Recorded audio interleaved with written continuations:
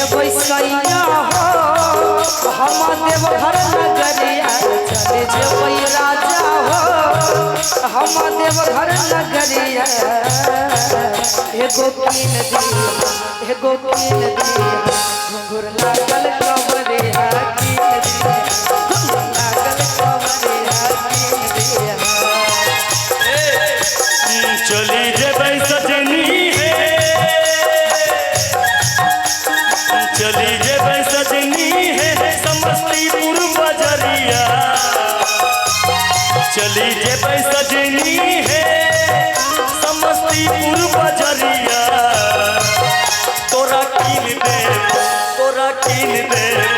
घुंघरू लागल कमरिया कीन दे घुंघरू लागल कमरिया कीन दे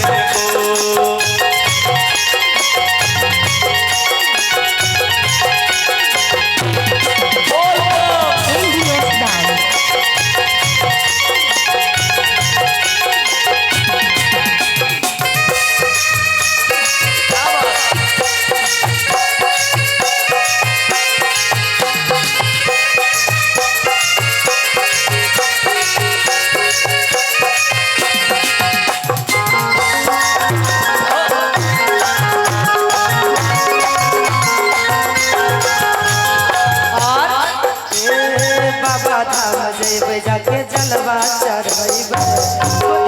के खातिर अजरा भैले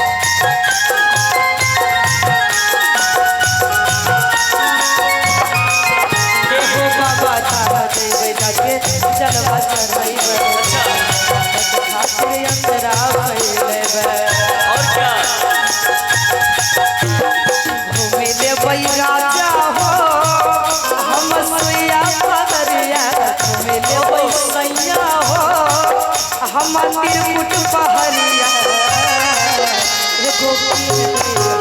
एगो कीन घुंघरू लागल कवरिया घुंघरू लागल कवरिया कीन दिया चली जेबै सजनी हे चली जेबै सजनी हे दरभंगा बजरिया चली जेबै सजनी हे मधेपुरा बजरिया तोरा कीन दे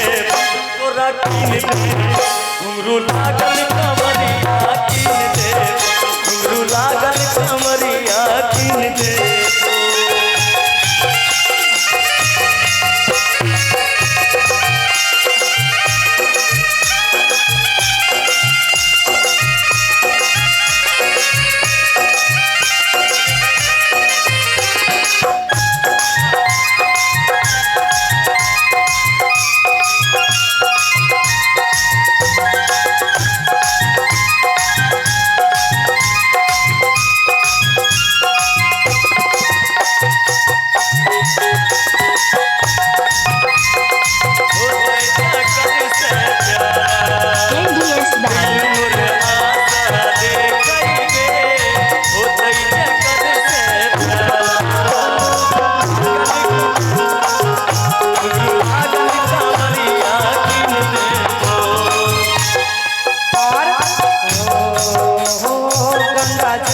कवर उठाई के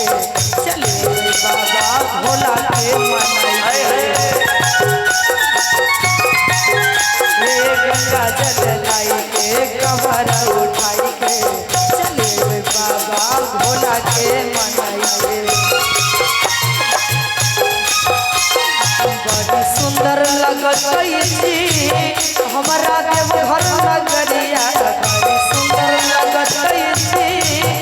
राजा गेरुआ रंग सरिया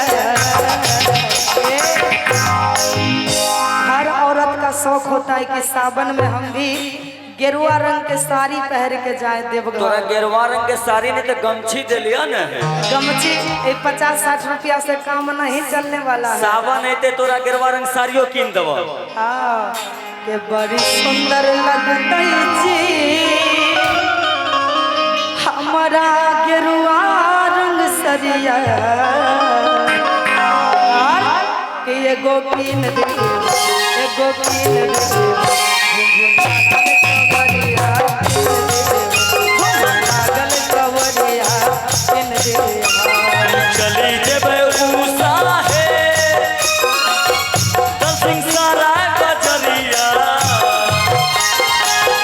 जेबे उषा है